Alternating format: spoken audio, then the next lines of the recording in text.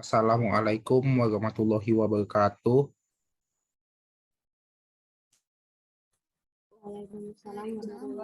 Waalaikumsalam warahmatullahi wabarakatuh. Selamat datang semuanya.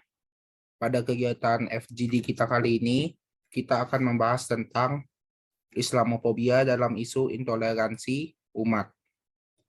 FGD kita kali ini akan diikuti oleh 10 peserta dengan 3 pertanyaan terkait dengan tema kita pada hari ini.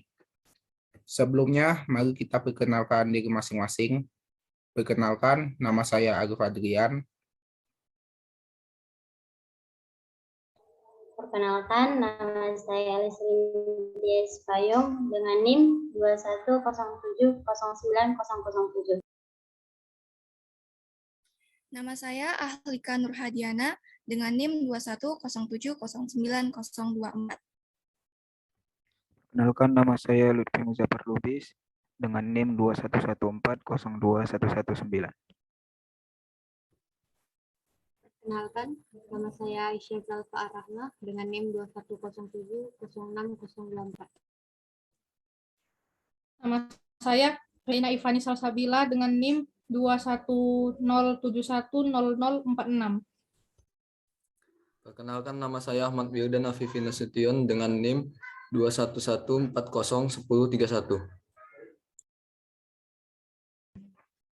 Perkenalkan, nama saya Clarissa Nazura Madina dengan NIM 214102013. Perkenalkan, nama saya Adinda dengan NIM 210702004.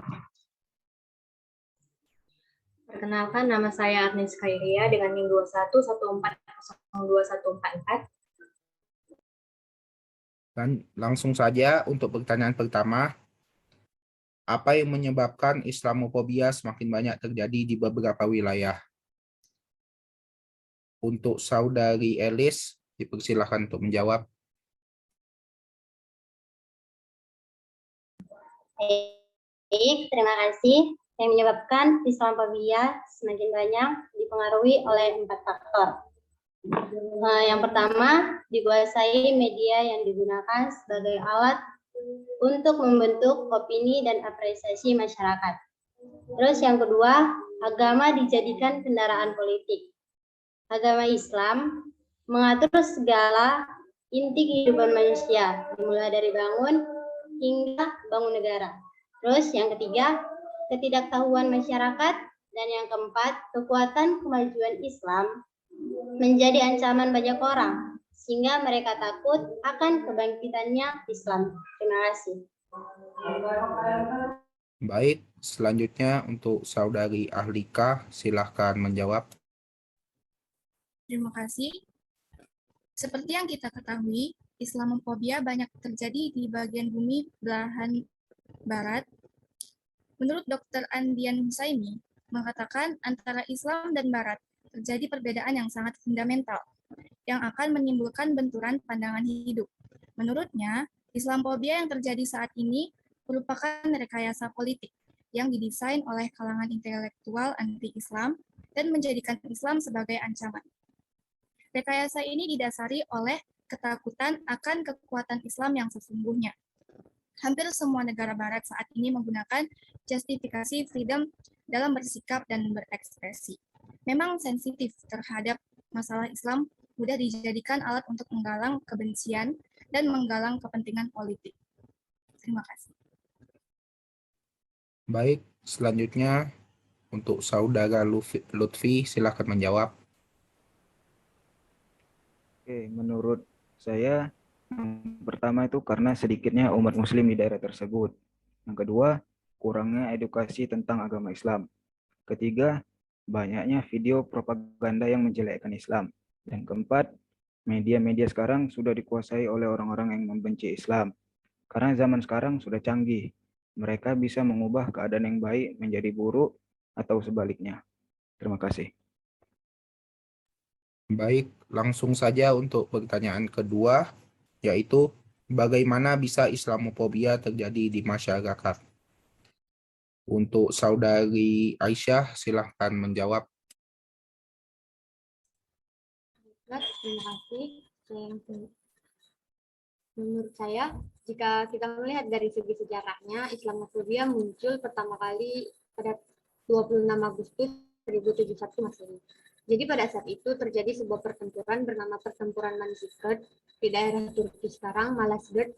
Pertempuran Manzikert ini adalah pertempuran yang terjadi antara Kekaisaran Bizantium atau Romawi Timur yang dipimpin oleh Romanos IV Diogenes dengan pasukan Seljuk yang dipimpin oleh Alp Arslan. Kekaisaran Bizantium dikalahkan dalam pertempuran ini dan Kaisar Romanos IV ditangkap. Setelah ditangkap, Romanos IV dikembalikan ke kerajaannya. Namun begitu sampai kembali di kerajaannya, ia dikucilkan, bahkan dibiarkan mati dalam kurungan. Karena pada saat itu, di masyarakat Romawi Timur, tersebar isu-isu bahwa Islam adalah agama yang kejam, senang memakan bayi perempuan, agama yang terkekang, dan lain-lain. Saya mengambil pendapat lain dari seorang ustadz milenial, yakni Habib Hussein Ja'far. Ia mengatakan, stigma Islamofobia muncul akibat dari hal-hal sifatnya radikalisme dan terorisme. Dapat dilihat dari stigma yang ia sebutkan dan dari sejarah yang telah terjadi bahwa kejadian ini benar karena Islamofobia marak kembali pada saat isu terorisme muncul di tragedi 9/11 di World Trade Center di New York, Amerika Serikat tahun 2001. Jadi benarlah pendapat oleh saudari sebelumnya bahwa agama menjadi ketakutan karena agama digunakan sebagai alat propaganda untuk menyerang masyarakat yang pada dasarnya tidak memiliki dasar di dalamnya atau dasar pengetahuan di dalamnya. Sekian dari saya kembalikan kepada moderator. Baik, selanjutnya untuk Saudari Reina, silahkan menjawab. Baik, di sini saya akan menjawab. Fenomena Islamofobia muncul diakibatkan oleh minimnya pemahaman dan pengetahuan tentang agama Islam. Penyebab lainnya yaitu asumsi yang salah ketika melihat tindak kejahatan yang dilakukan oleh oknum yang kebetulan Islam. Menganggap suatu agama atau bangsa dengan melihat satu atau dua oknum yang melakukan kejahatan tidak bisa menyimpulkan bahwa agama atau bangsa itu tidak baik. Fenomena inilah yang memunculkan kebencian kepada agama Islam. Sekian, saya kembalikan.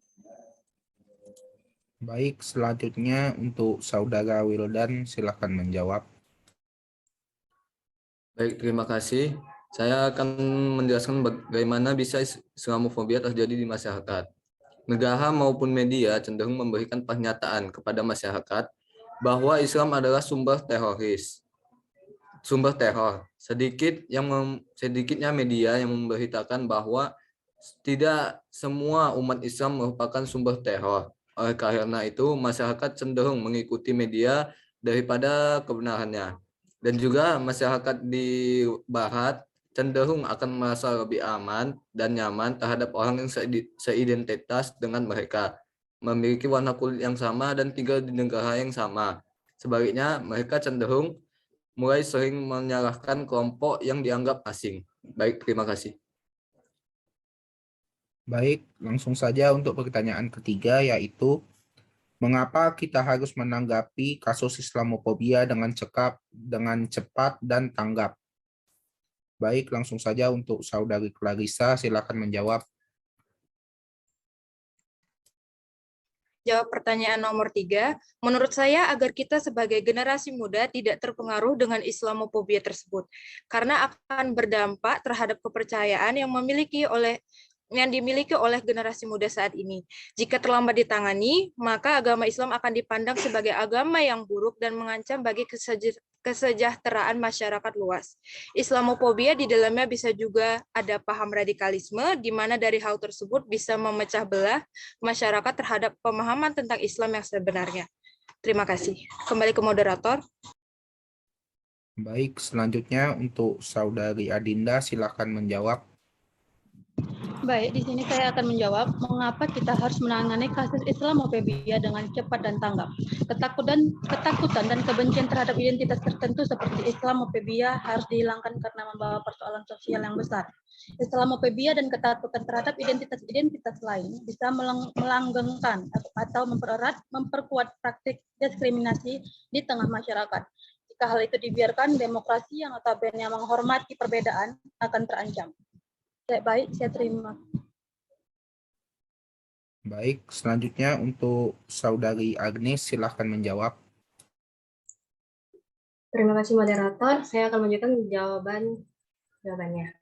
Fenomena Islamofobia dapat disikapi sebagai wujud yang natural dari proses prasangka dalam sebuah komunitas masyarakat. Namun, beberapa hal memang harus ditindaklanjuti agar prasangka antar kelompok tersebut tidak makin meruncing dan menimbulkan konflik sosial yang berkepanjangan serta merugikan bagi suatu komunitas masyarakat. Pemahaman yang benar dan positif, keterbukaan pandangan serta kejernihan sikap hidup dan kualitas mental dalam menerima keadaan kelompok lain akan membantu masing-masing kelompok dalam komunitas masyarakat di dunia ini untuk berkompetisi secara sehat dan menunjukkan keunggulan yang lebih bermanfaat bagi masyarakat luas. Sekian dari saya kembalikan kepada moderator. Baik, selesai sudah kegiatan FGD kita pada kali ini.